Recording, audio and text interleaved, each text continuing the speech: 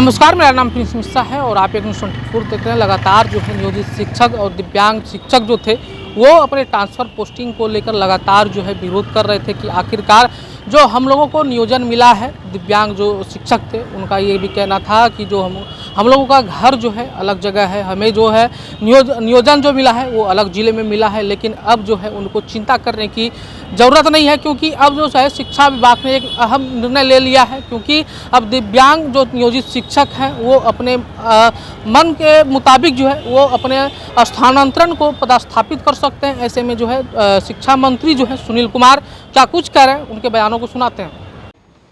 लेकिन एक बार जब उनकी नियुक्तियां जो प्रोसेस चल रहा है, ख़ास करके जो नियोजित शिक्षक हैं उनके काउंसलिंग के बाद उन्हें नियुक्ति पत्र भी दिया जाएगा। उसके बाद वो लोग सरकारी सेवक हो जाएंगे।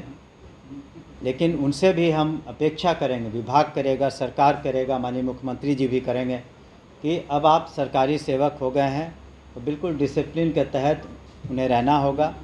उन्हें फ़ायदे भी हैं जो एक सरकारी सेवक को होता है, पोस्ट रिटायरमेंट या सरकारी सेवक को अन्य जो सुविधाएं दी जाती उन्हें मिलेंगी। लेकिन उन्हें भी ये ध्यान रखना होगा कि बिल्कुल डिसिप्लिन तरीके से वो पठन पाठन कराएं और कोशिश करें कि बिहार में शिक्षा का स्तर और बेहतर हो, क्वालिटी एजुकेशन हो, और उसमें उनका योगदान बहुत महत्वपूर्ण है। इन बातों को हम लोगों ने ध्यान में रखते हुए ये किया कि जबकि माननीय मुख्यमंत्री जी ने, आपने देखा होगा और जानते भी होंगे शायद, कि जो कुल बजट है, एनुअल बजट 2,72,000 करोड़ से ज़्यादा, उसका 20% से ज़्यादा यानी 52 करोड़ से ज़्यादा मेन बजट में शिक्षा के लिए रखा गया और बाद में 10,000 करोड़ सप्लीमेंट्री भी लिए गए हैं। तो ताकि हम लोग हर स्तर पर, चाहे पढ़ाई लिखाई हो, मिड डे मील हो, चाहे वो पोशाक हो, साइकिल योजना हो माननीय मुख्यमंत्री जी की, कहीं किसी तरह की कमी नहीं आए। और जो प्रोत्साहन राशियाँ दी जा रही हैं, स्टूडेंट्स को क्रेडिट कार्ड दिए जा रहे हैं, कहीं कोई कमी नहीं हो। और उसी कड़ी में हम लोगों ने ये जो ट्रांसफ़र पॉलिसी बनाया है, एक उदार पॉलिसी बनाया है, ताकि अधिकांश शिक्षकों का हित हम लोग उसका ख्याल रख सकें। और दिसंबर माह तक उनकी पोस्टिंग भी हो जाएगी। आप जानते हैं थोड़ा वक्त लगेगा क्योंकि संख्या बहुत ज़्यादा है और सबको अपनी अपनी समस्याएं हैं, तो हम लोग पर्याप्त समय देंगे सभी को अपने पिटिशन्स लिख करके अपलोड करने का, और उसको सॉफ्टवेयर फिर के थ्रू हम लोग उसको सब कुछ करेंगे ताकि किसी तरह की शिकायत ना हो। आपका बहुत बहुत शुक्रिया। और आज के इस प्रेस कॉन्फ्रेंस में आप सभी का स्वागत है। जो भी आप सभी प्रिंट मीडिया और इलेक्ट्रॉनिक मीडिया से आए हैं, आप लोगों का आज बुलाने का कारण और वजह यह है कि कई दिनों से ये सवाल उठ रहे थे कि स्थानांतरण नीति, जो ट्रांसफ़र पॉलिसी है शिक्षा विभाग की, क्या होगी। तो इस पर हम लोगों ने काफ़ी व्यापक विचार विमर्श किया। जो शिक्षकों ने अपने पिटिशन्स दिए, जो जनप्रतिनिधि हैं, उन लोगों से हम लोगों ने वार्ता की। और ज़िलों में हम लोग जब भ्रमण के लिए गए, हम भी गए, हमारे पदाधिकारी गए, तो उस वक्त हमें जो फीडबैक मिला, तो कुल मिलाकर के हम लोगों ने उसके बाद एक पॉलिसी बनाई और पॉलिसी को यथासंभव हम लोगों ने बहुत ही उदार रखने का काम किया है, ताकि जो भी शिक्षक हैं हमारे, उन्हें कम से कम कठिनाइयों का सामना करना पड़े। और जो भी पॉलिसी बनती है उससे सरकार का मत है, हमारे माननीय मुख्यमंत्री नीतीश कुमार जी का मत है कि इस पॉलिसी में अधिक से अधिक लोग संतुष्ट रहें।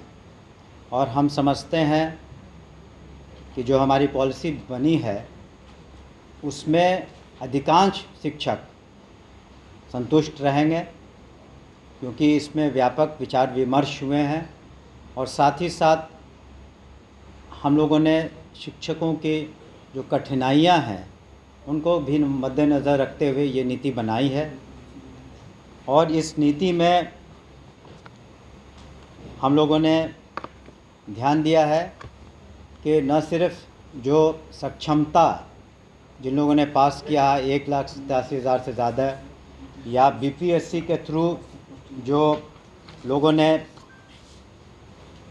परीक्षाएं पास की हैं और जो ज्वाइनिंग किया है 2.25 लाख से ज़्यादा, या कुछ और लोग हैं जो पुराने शिक्षक हैं 1995 के कमीशन पर, तो सभी लोग अपना इसमें पिटिशन्स दे सकते हैं। एक समय सीमा हम लोग निर्धारित करेंगे और एजुकेशन डिपार्टमेंट के पोर्टल पर उसको अपलोड करेंगे और हम लोग उसमें उन लोगों को 10 ऑप्शन देंगे, शिक्षकों को 10 ऑप्शन देंगे, काफ़ी ऑप्शन देंगे। 1 2 3 4 5 6 7 8 9 10 ऑप्शंस रहेंगे उनके पास। और यथासंभव हम लोगों ने कोशिश किया है कि जो शिक्षक हैं अपने ही ज़िले में रहें। पहली बात तो ये है कि अपने ही ज़िले में रहें ताकि उनको सुविधा हो अपने ही ज़िले में। और बीपीएससी के भी जो पास कर चुके हैं या सक्षमता, वो भी इसके हकदार रहेंगे, या पुराने जो शिक्षक हैं। तो जो हम लोगों ने नीति बनाई है उसकी प्रतिलिपि भी आपको हम देंगे, उसमें व्यापक सब कुछ लिखा हुआ है। लेकिन हम लोगों ने ये ध्यान रखा है सबसे पहले कि अगर किसी को असाध्य रोग हो या गंभीर बीमारी हो या फिर दिव्यांगता के कारण या फिर मानसिक कोई समस्या हो, तो इन सबों को हम लोग काफ़ी उच्च प्राथमिकता देंगे।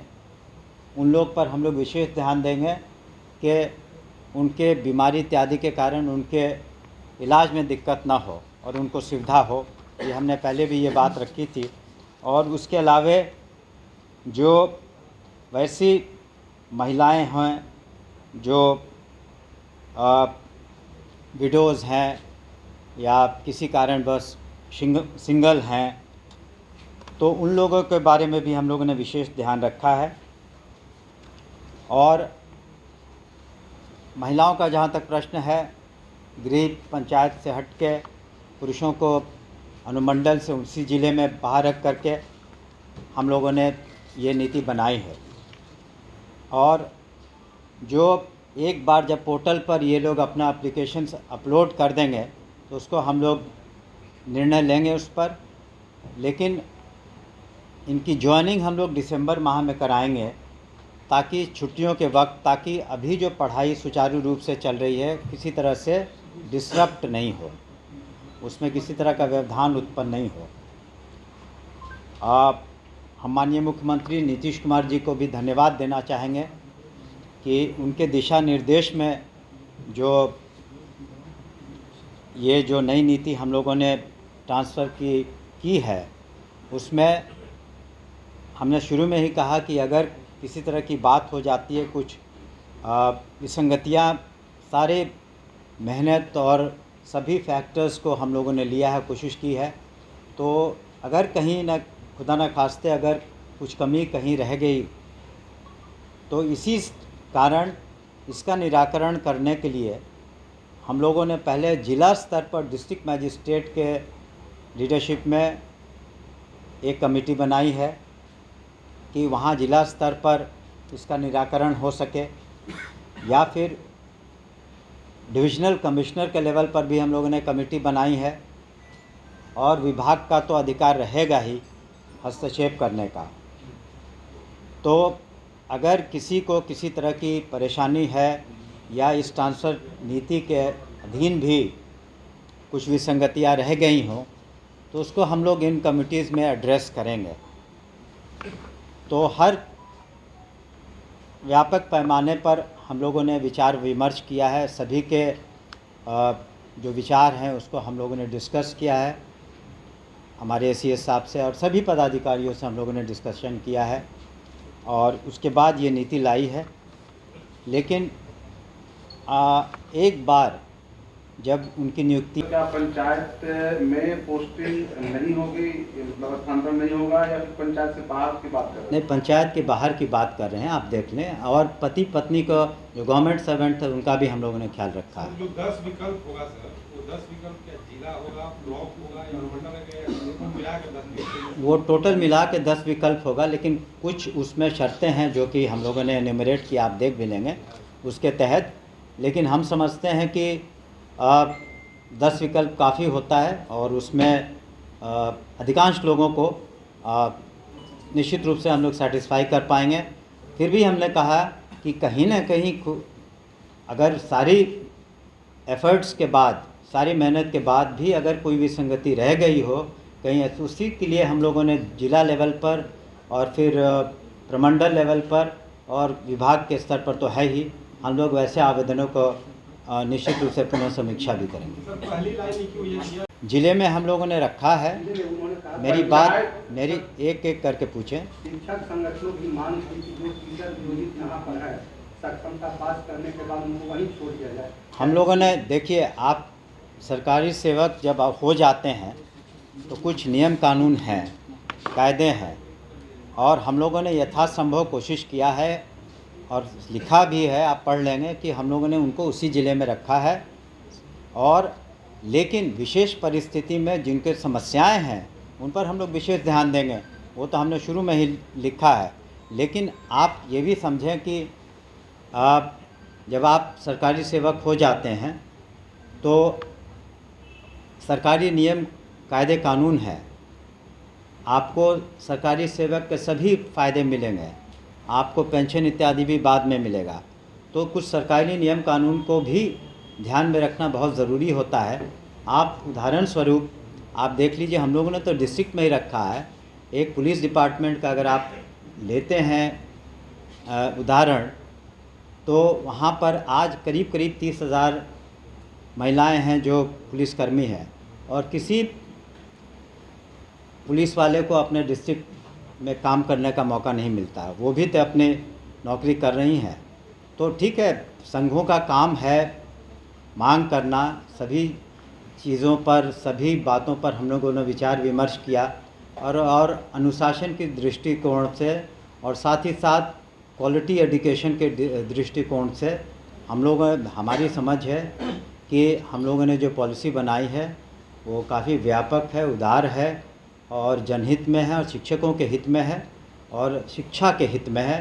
तो हम लोगों को एक बात ये भी, इस पर भी ध्यान देने की आवश्यकता है कि शिक्षक की मांगें और शिक्षक की समस्याएं दूर, लेकिन शिक्षा पर कितना ध्यान हम लोग देते हैं ये ज़्यादा मायने रखता है कि शिक्षा की गुणवत्ता क्या हो, क्वालिटी एजुकेशन क्या हो। और जिस तरह से लिटरेसी रेट बढ़ा है, आपको बताना चाहेंगे कि 2001 में महिलाओं का लिटरेसी रेट करीब 34% था, आज 74% के करीब है। बजट के बारे में हमने बताया, ड्रॉप आउट पहले 12% से ज़्यादा था 2005 में, आज 1% से कम है ड्रॉप आउट। तो इन बातों पर भी हमें ध्यान रखना है कि शिक्षा की गुणवत्ता में कहीं से कमी नहीं आए, क्योंकि हमारा जो फ्यूचर जनरेशन है बिहार का, डिपेंड करेगा कि किस तरह का क्वालिटी एजुकेशन हम उन्हें दे पाएँ।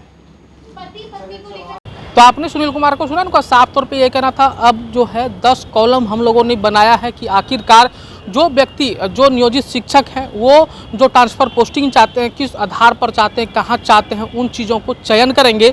उसके बाद जो हमारी जो पदाधिकारी हैं, प्रशासनिक पदाधिकारी हैं, उन चीज़ों को देखेंगे और उनकी पदस्थापना जो है उनके नज़दीकी क्षेत्रों में की जाएगी। ऐसे में साथ ही साथ उन्होंने कहा, जो कि अनुकंपा की जो बात कही जा रही थी वो भी हम लोगों ने अब पारित करवा लिया है। कुछ ही दिनों के बाद जो है अनुकंपा में कुछ लोग बचे हुए थे, उनको जो है शिक्षा विभाग में रोजगार, नौकरी जो है देने का काम करेगी। ऐसे में अब शिक्षा विभाग के द्वारा ये नियोजित शिक्षकों के लिए एक बहुत बड़ा तोहफा है, क्योंकि लगातार जिस तरीके से शिक्षकों का विरोध हो रहा था कि हम लोगों का ट्रांसफ़र पोस्टिंग कब तक होगा, क्योंकि जिस तरीके से एक दूसरे ज़िले से आकर जो है दूसरे ज़िले में वो लोगों विद्यार्थियों को जो है पढ़ाया करते थे, लेकिन अब उनका इंतजार समाप्त हो चुका है। ऐसे में आप लोगों को क्या लग रहा है कमेंट बॉक्स में ज़रूर बताइएगा।